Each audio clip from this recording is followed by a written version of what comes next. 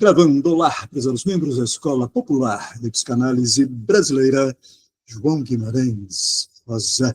Seminários psicanalíticos Jacques Lacan, Seminário livro 10, Angústia, anos 1962, 1963. Hoje é 25, né? 25 de março de 2025, 25 de 2025, hein? Belo dia hoje, belo dia. Teve início o julgamento do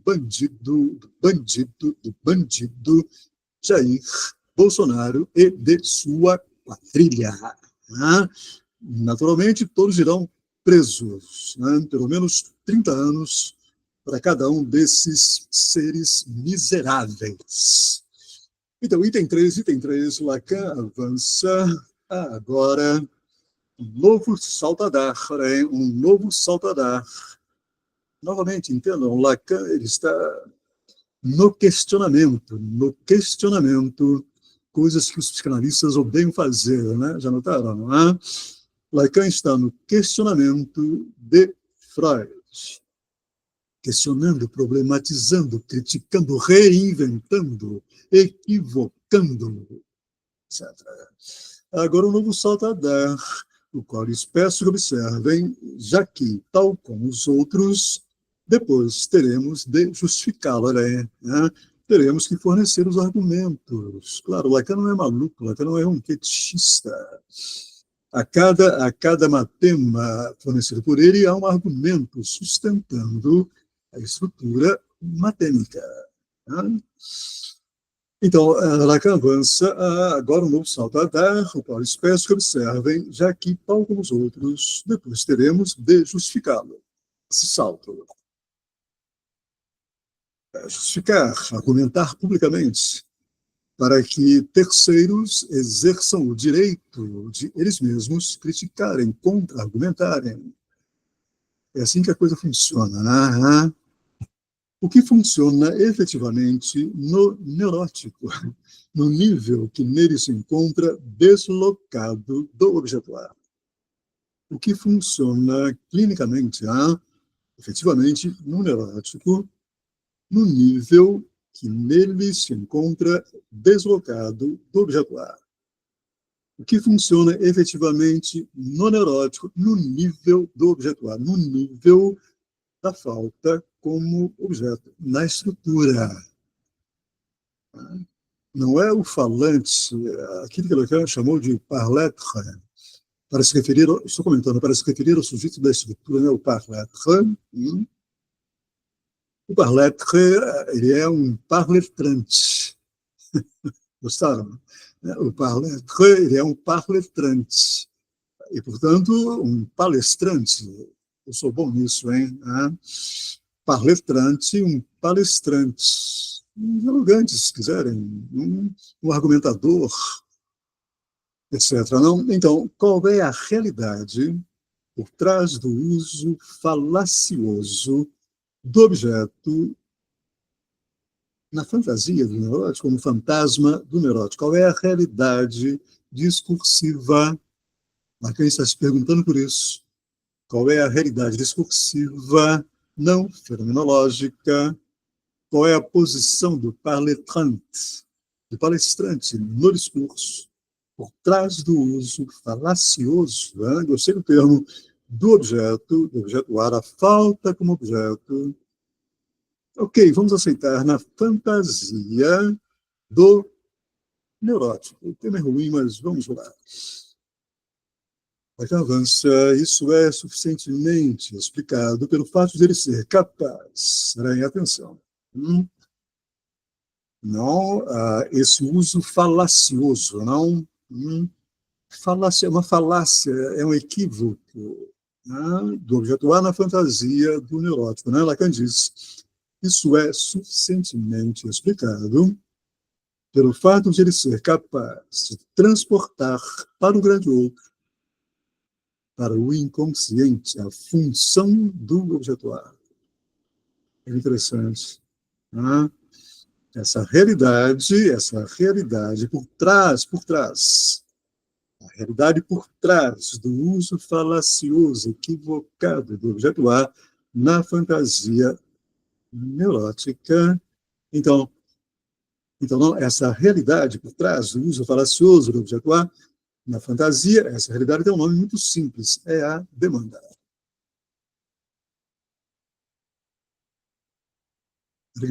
Lacan é genial, hein? Clinicamente genial. A argumentação dele. Magnífico, né? Ele está trabalhando aqui uma tema do fantasma. É ciclivado, causação, objeto A, causação, falta como objeto. Ele está trabalhando isso, mas ele está argumentando naturalmente. Eliane Reis entrando, permitir. Então, não, ele diz, olha lá, atenção, não, o uso falacioso do objeto na fantasia do neurótico, o fato de ele ser capaz de transportar para o grande outro a função do A, essa realidade tem um nome muito simples, é a demanda. Vamos ver o que Lacan está... Não, ele vai agora argumentar sobre essa afirmação dele. Tá? O verdadeiro objeto buscado pelo neurótico é uma demanda que ele quer que lhe seja feita. Portanto, o neurótico, atenção, hein? Atenção, ele, digamos, ele transporta para o outro, isso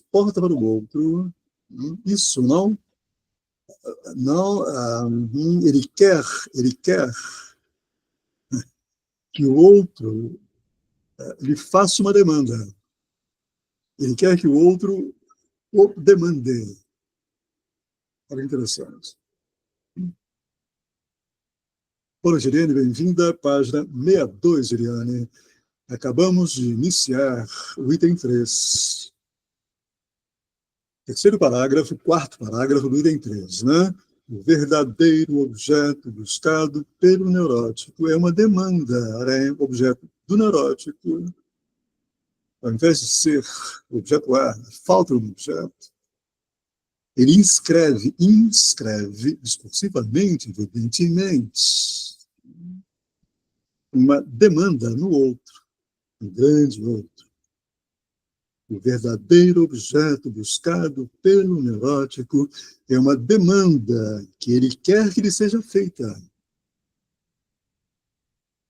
Ele quer se sentir importante, demandado, amado pelo outro. Ele quer que lhe façam súplicas. Olha que coisa linda. Né? Ele quer que lhe façam súplicas, que o demandem, como sendo algo necessário. A única coisa que não quer é pagar o preço. Pagar o preço a ser pago, atenção, o preço a ser pago é o do objeto A. É a da falta de um objeto. O preço a ser pago é o do desejo. Atenção, hein? O preço a ser pago, em análise, discursivamente, é o do desejo. É a da falta como objeto. É a do objeto A.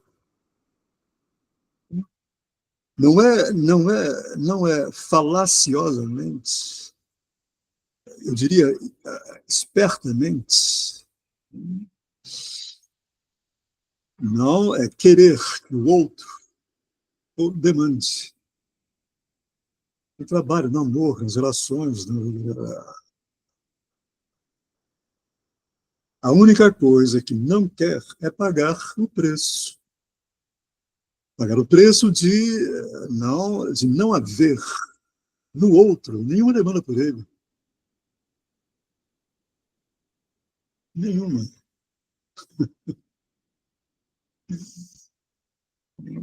Isso é muito clínico. Não? Na análise, nós ouvimos isso. Nós, analistas, ouvimos isso o tempo todo. Né? O analisando, ele se lamentando de que o outro não o demanda como um objeto necessário, imprescindível. Olá, Waxman, boa noite, bem-vindo, Waxman. Página 62, página 62, seminário 10, página 62, item 3. Estamos entrando agora no quinto parágrafo da página 62. Waxman, bem-vindo, Lacan avança. Essa é uma experiência grosseira, da qual os analistas, sem dúvida muito pouco esclarecidos pelas explicações de Freud a esse respeito, para não se julgarem obrigados a voltar ao pendor do moralismo para a reprimenda. Então, essa é uma experiência grosseira da qual os analistas deduziram uma fantasia que se arrasta nas mais velhas pregações moralístico-religiosas, a da oblatividade. O neurótico não quer dar coisa alguma, ele não quer perder nada, portanto. O que, obviamente, tem certa relação com o fato de que sua dificuldade é da ordem do receber. Se ele realmente quisesse dar alguma coisa, isso funcionaria. Se ele realmente quisesse perder, não, essa posição na fantasia dele de ser objeto da demanda do outro, isso funcionaria. Se o desejo, enquanto falta como objeto, atenção, pautasse o campo discursivo, estaríamos no paraíso. Estamos no mar de lágrimas, por quê? Porque somos danadinhos. Somos danadinhos, nada queremos saber do desejo. Queremos que tudo funcione pela demanda de amor, do outro por cada um de nós. Nos fazemos amar, necessários para o outro. O neurótico, repito, a passagem lá que é magnífica, hein? O neurótico, como eu digo, não exatamente o neurótico, isso é old fashion, a clínica, não das estruturas, né? Mas o parletrante, o palestrante,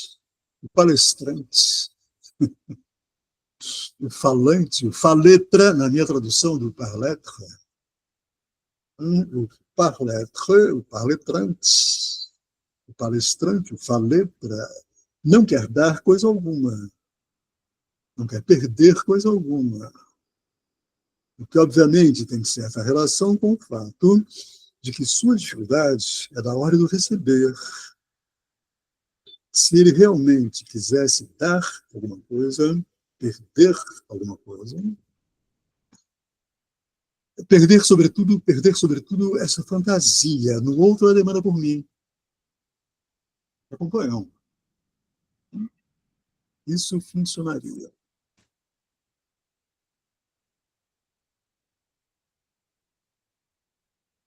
Nós somos, vamos combinar, nós falantes, nós parletrantes, nós palestrantes, somos, meu Deus,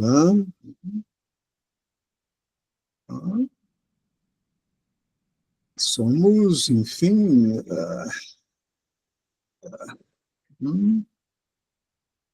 estranhos, estranhos, para dizer o mínimo.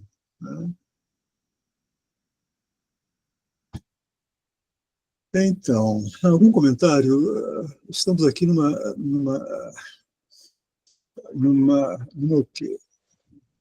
uma mesa, né, de analistas. Vocês atendem, vocês ouvem isso na clínica de vocês ou não?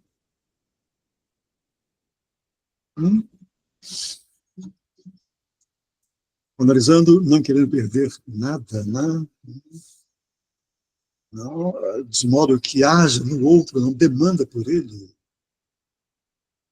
E quando ele percebe que não há demanda por ele no outro, ele sintomatiza, ele fica mal, ele fica, meu mundo caiu, oh, meu Deus. Ninguém me ama, ninguém me quer, ninguém me chama de mulher, ou de Baudelaire.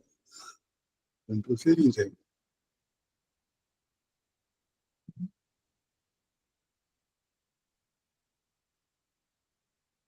E os maus analistas ficam lá, né? Ficam lá. querendo consolar o analisando. Passar a mão na cabecinha do analisando era para consolá-lo.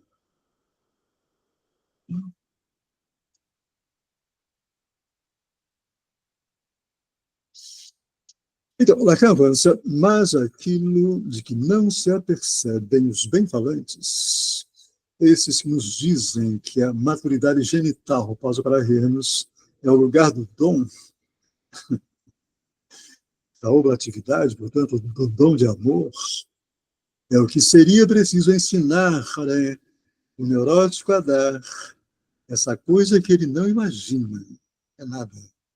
É justamente sua angústia.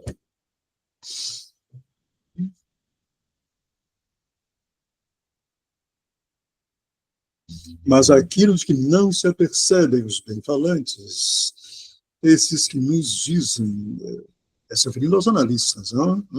Esses, ironicamente, esses que nos dizem que a maturidade genital é o lugar do dom, é que o que seria preciso ensinar o neurótico a dar,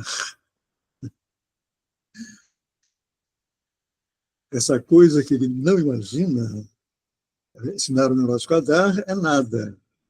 Então, não, é justamente sua angústia.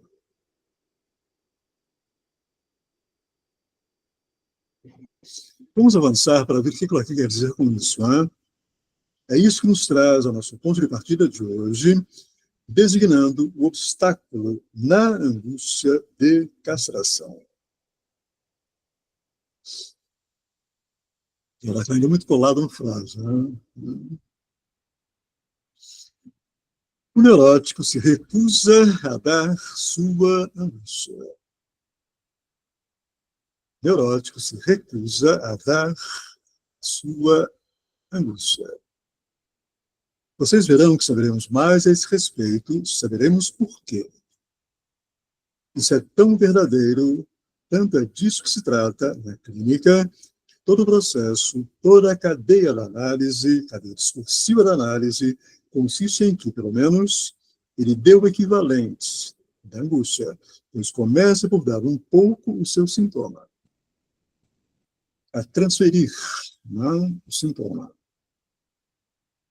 É por essa razão que uma análise, como dizia Freud, começa por uma configuração dos sintomas. Esforçamos-nos por apanhá-lo. Deus meu, em sua própria armadilha. Nunca se coragir de outro modo com ninguém. O neurótico nos faz uma oferta, em síntese, falaciosa, enganosa, equivocada. Pois bem, nós a aceitamos. Em vista disso, entramos no jogo por onde ele recorre à demanda. A demanda não dele, mas a demanda do outro por ele. Ele quer que vocês, analistas, lhe peçam alguma coisa. Como vocês não lhe pedem nada, começa a modular as demandas dele, as demandinhas dele, que vem no lugar do Heim, que vem no lugar Heim, no lugar familiar. É essa a primeira entrada na análise.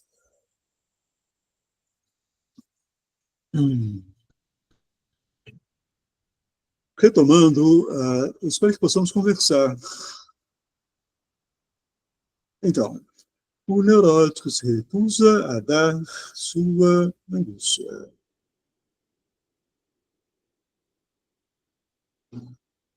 Ele se recusa, portanto, não, isso é importante marcar.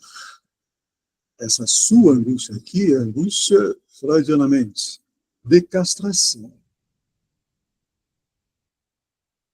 Mas é preciso fazer uma outra leitura dessa angústia. Vamos ver. Vocês verão que saberemos mais a esse respeito.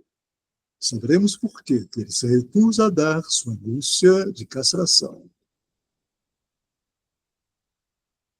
Poderemos, no primeiro momento, dizer que ele se recusa, portanto,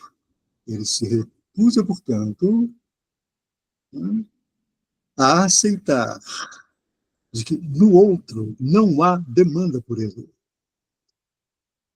Atenção.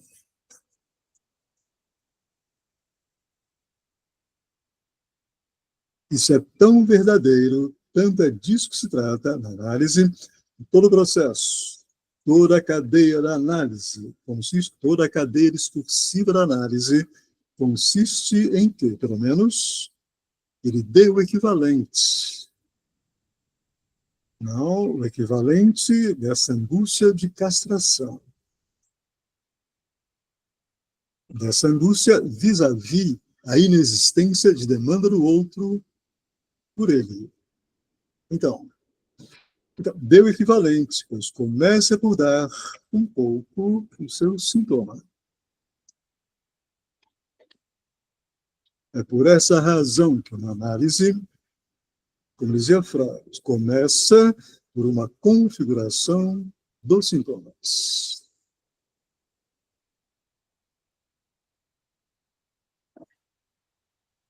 Esforçamos-nos, nós, analistas, por apanhá-lo.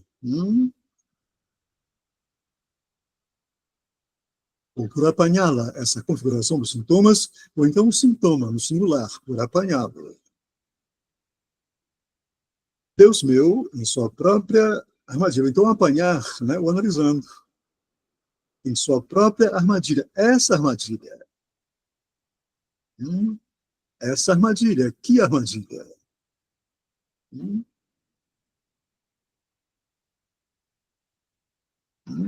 Não pagar o preço ao outro. Não pagar o preço. Que preço? O preço do desejo. O preço da falta como objeto. É preciso que haja demanda do outro por ele. Atenção, para que o desejo não compareça, a falta como objeto não compareça.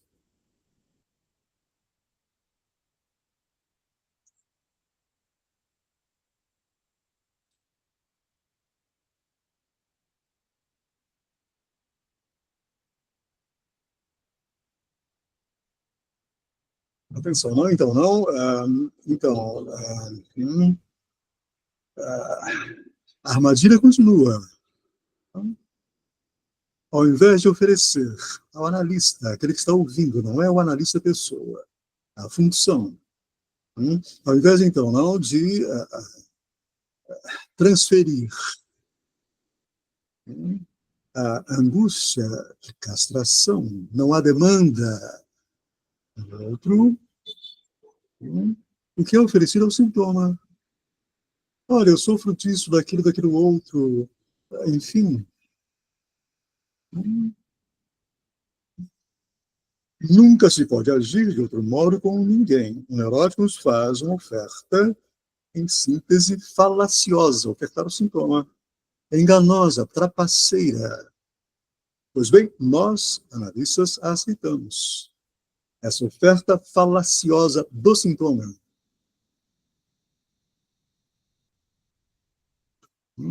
Portanto, o sintoma ele está encobrindo, atenção, ele está encobrindo, ocultando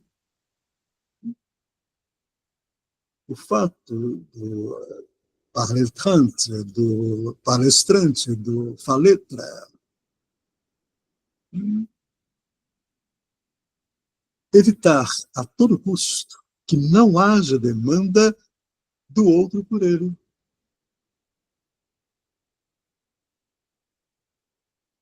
Ele oferta, portanto, na análise, o sintoma.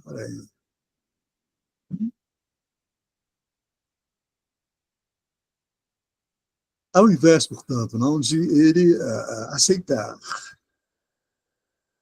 que ele não importa para o outro,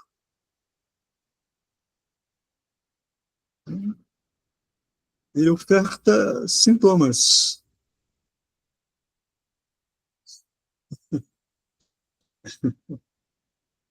Ele se faz amar, entenda, o que eu estou querendo dizer? Ele se faz amar pelo analista por meio dos sintomas. Transfere sintoma para ser amado.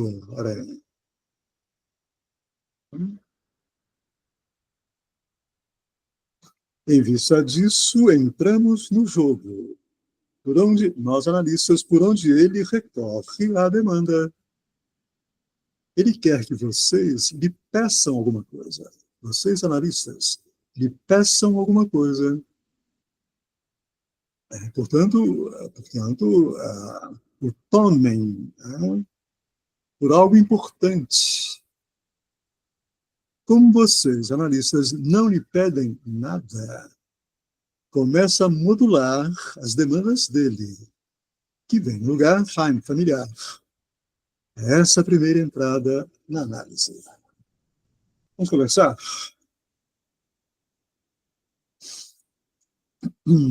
Waxman? Esse primeiro momento, como essa fala falaciosa, me remeteu a uma fala ociosa. Fala que não trabalha, está no ócio. Enquanto ele fica nessa posição de esperar uma demanda que o outro vai dirigir a ele. Uhum. Não chega a lugar nenhum, a não ser retornar à própria angústia. Uhum. Então eu pensei assim, uma fala ociosa. Vai para onde isso? Concordo. Agora, sustentar isso é difícil, né? Uhum.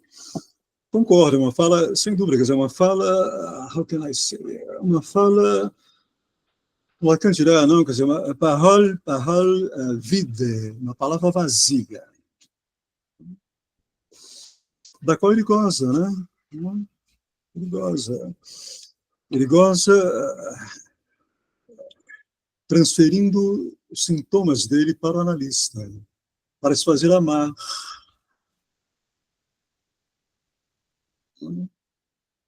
Nesse momento da transferência imaginária, porque quando ele se perguntar, questionar, por que sofro? Atenção. O campo, a plataforma discursiva gira. Na clínica dos discursos, quando, não, o analisando, ele, digamos, ele é ultrapassado pela palavra plena, porque sofre a palavra ociosa do sintoma, gozosa do sintoma, ela começa a cair. Ela deixa de ser demanda de amor. Por que sofro? Então, a importância dessa passagem da palavra vazia para a palavra plena. Uma coisa é dizer eu sofro, ponto final. Outra coisa é dizer por que sofro. Interrogação. A interrogação ela abre. O ponto de interrogação é a chave que permite, analisando, começar finalmente, como dizemos, entrando em análise, começar a escrever o seu e apenas seu grande outro. Inconsciente, palavra horrorosa, mas enfim.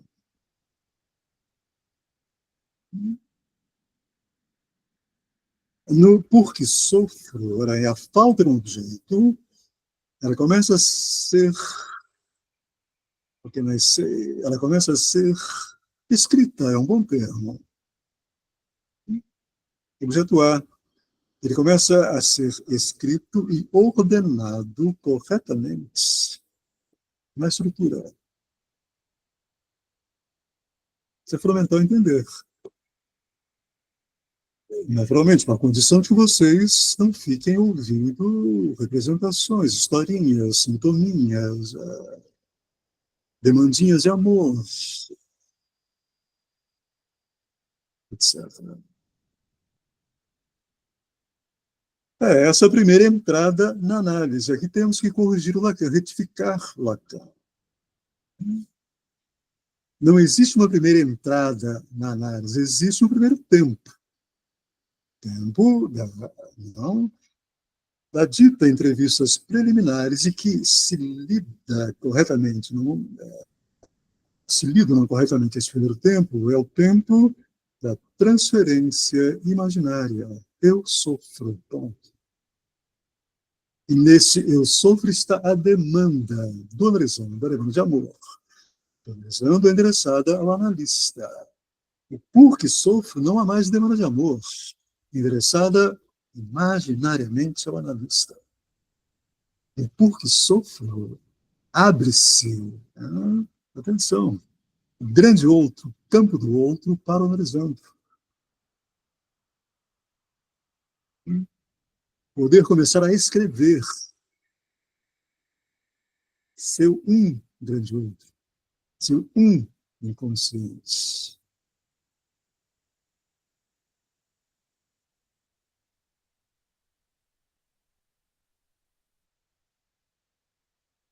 Digo-lhes de passagem, ela que avança a página 63, digo-lhes de passagem, fora do que se articula quase que por si mesmo nesse esquema, que tenho dificuldade de ver como se pode justificar até aqui, percebo Lacan criticando, os pós-freudianos, a não ser por uma falsa compreensibilidade grosseira, a dialética, frustração, agressão, regressão.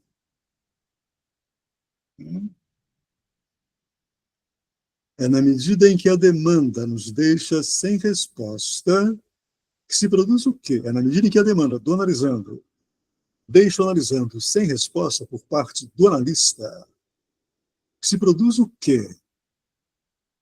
Essa agressão de que eles falam, onde foi que vocês já viram produzir-se, se não fora da análise? Nas chamadas práticas de psicoterapia de grupo, de que ouvimos falar em algum lugar, não se produz agressão alguma por parte do analisando em relação ao analista. Não se produz agressão alguma.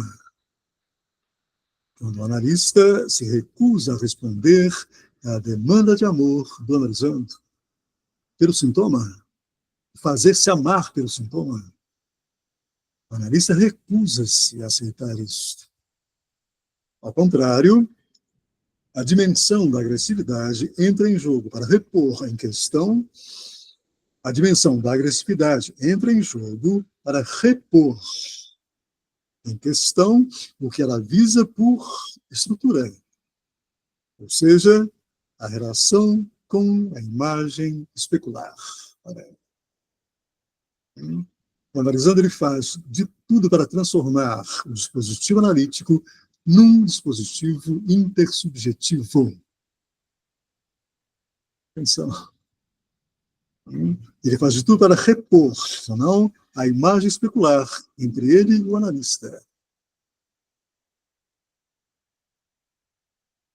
Ele faz de tudo para que o analista, atenção, contra-transfira.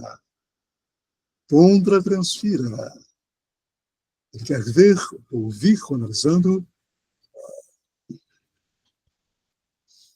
o analista, não, ao contra-transferir.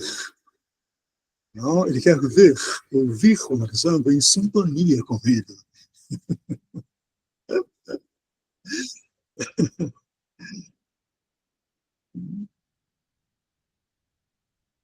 É na medida, ela que avança, é na medida em que o sujeito esgota suas raivas contra essa imagem que se produz, é na medida em que o sujeito esgota suas raivas contra essa imagem que se produz a sucessão de demandas que levam a demanda cada vez mais original, estruturalmente falando, que se modula a regressão mental.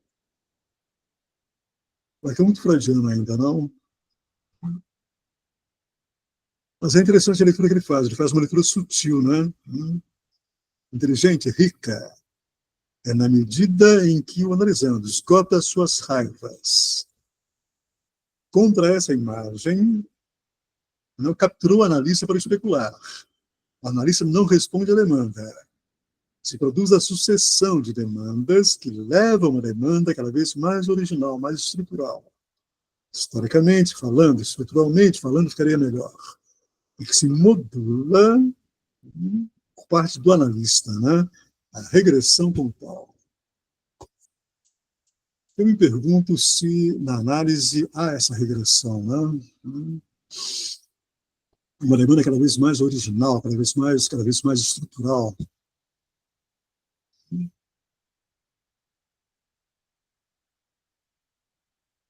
Será que há essa regressão? Será que o analisando ao falar de sua infância, ou enfim, será que há aí alguma regressão?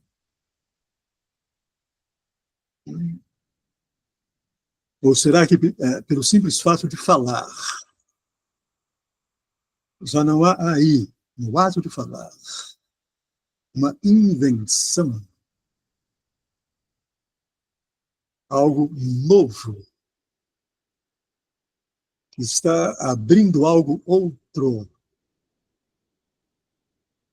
que é esse ordenamento, a falta como objeto, o campo da falta como saber.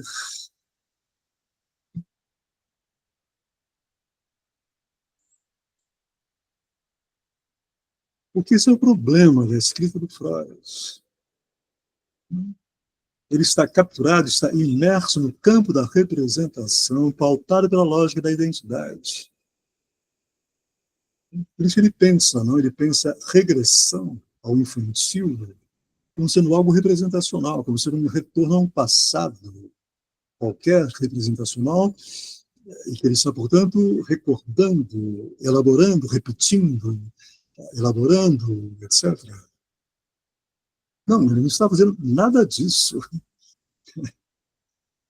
Ao falarmos de uma lembrança, não estamos nos referindo a alguma coisa acontecida. O que estamos fazendo é ficcionalizando algo,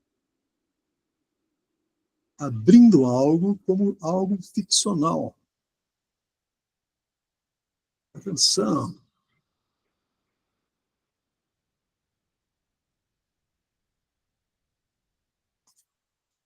Queria ouvi-los. Vamos lá, Rosana, Júlio, Eliane, Waxman.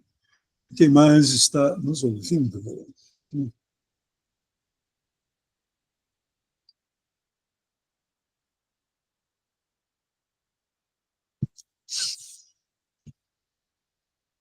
Então, tentem falar alguma coisa. Vamos lá, alguma coisa.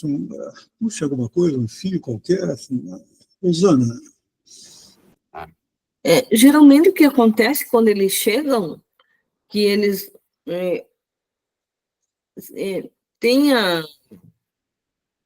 a convocação de que falem, digam, ou como você diz, deixem-se falar, eles, a primeira coisa que eles perguntam, mas você quer que eu fale o quê?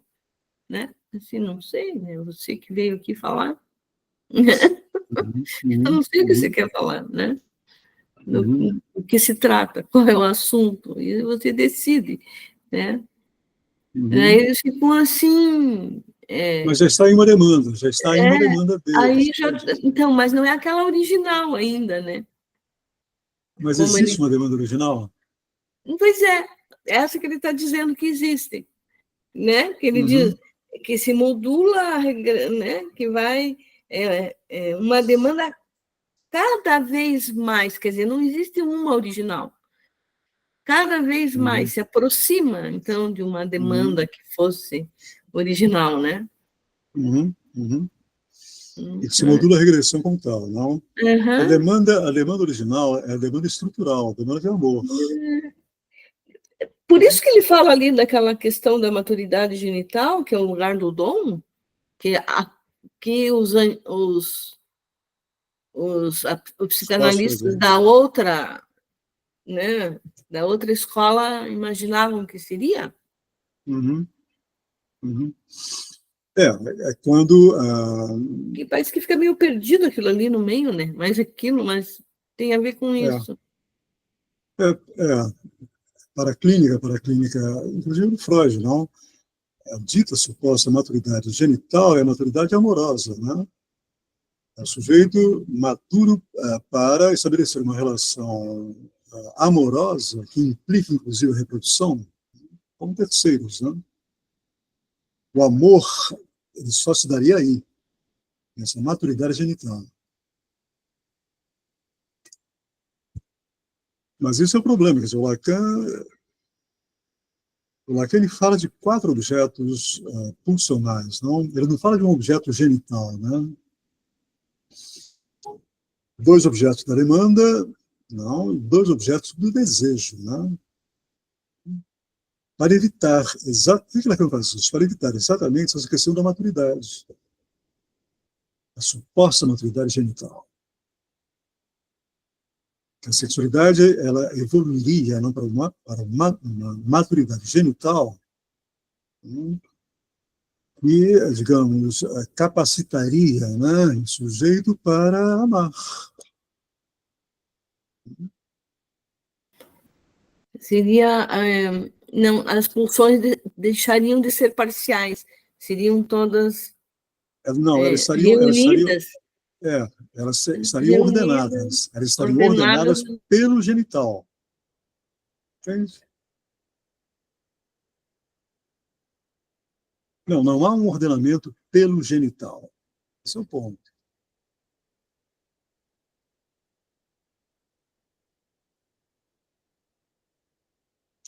A pulsão é a céfala, né?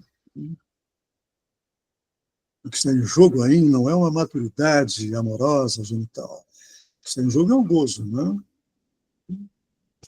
O gozo sexual, pura estrutura, perverso.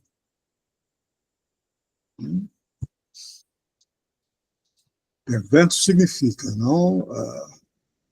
não é perverso no sentido de em relação a uma norma. A norma em Freud seria o genital. Não há essa norma. Não, e a perversão em Freud seria um desvio dessa norma, do gozo genital. Não, quer dizer, o gozo sexual ele é pura estrutura perverso, significa dizer. Não, ele é pautado por uma indecidibilidade representacional. Também ele.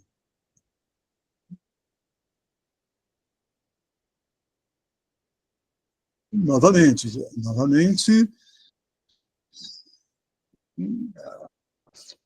enfim, a relação Reobaldo de Adorim, Teresa Candeireiras, ela é pura estrutura, não que está em jogo, é um gozo sexual por parte do Reobaldo, perverso em relação a Adorim. Por quê? Exatamente, porque o objeto A ele é perverso, entende? A falta de um objeto é perversa. Porque não é possível fornecer para o objeto A, para o gozo sexual, uma representação estável.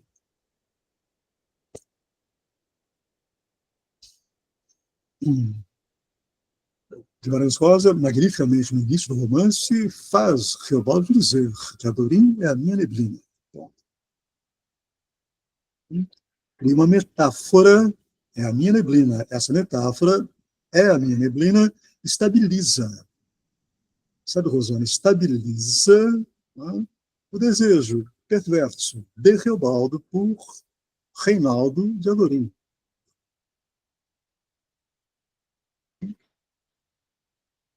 Não é, quer dizer, não dá toda uma clínica, né, uma clínica freudiana que faz, até hoje, né, faz da homossexualidade uma perversão. Não, não. Freud percebe isso, né, que a fantasia do neurótico é perversa. Mas é perversa em relação à fantasia, mas ele não atua, ele recalca essa fantasia no Freud, na lógica do Freud. O neurótico, não, ele é o negativo da perversão. Por quê? Porque ele recalca a fantasia sexual dele perverso, o gozo sexual fantasístico dele perverso, recalcado. Mas perverso por quê em Freud? Porque não está em acordo com a norma da maturidade genital, no caso do Freud. Não, quer dizer, a fantasia sexual pura estrutura, portanto, para todo e qualquer falante, ela é perversa. Por quê? Porque ela não é pautada por uma representação que a estabilize. Que a estabilize. Olha, vem cá, você goza assim, ponto. Não.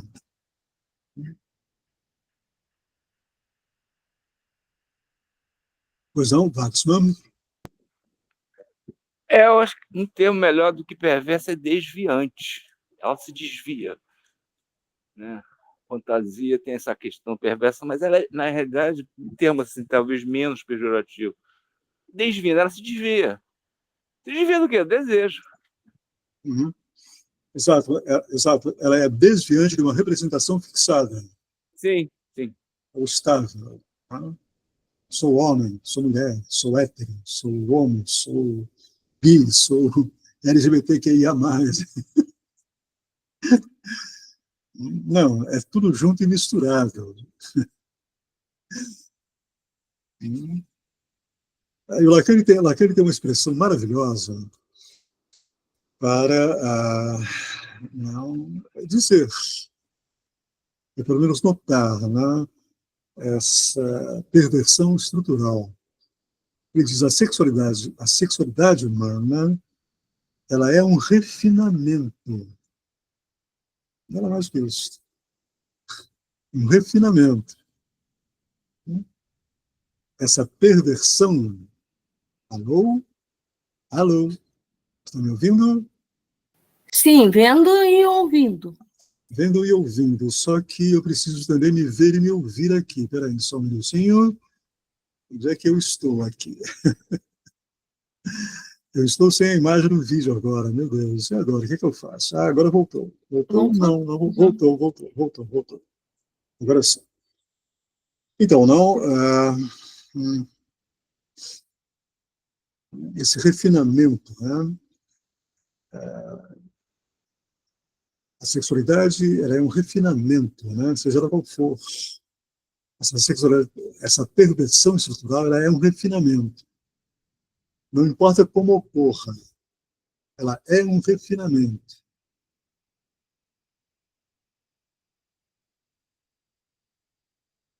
Então, Lacan avança, agora chegamos a um ponto que também ele nunca foi explicado de maneira satisfatória até hoje. Como é que vem a ser pela via regressiva? Olha o Lacan questionando, hein? Como é que vem a ser pela via regressiva o sujeito é levado a um tempo que somos obrigados a situar, historicamente, como progressivo. Olha que magnífico. Como é possível regredir a algo que está em progresso?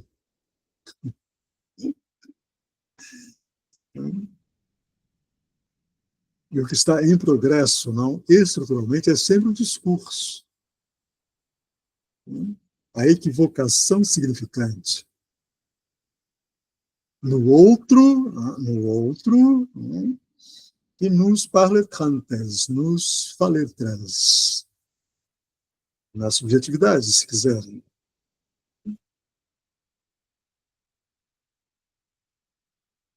Trabalharemos isso da próxima vez. Convido para amanhã, seminário 14, a Lógica do Fantasma.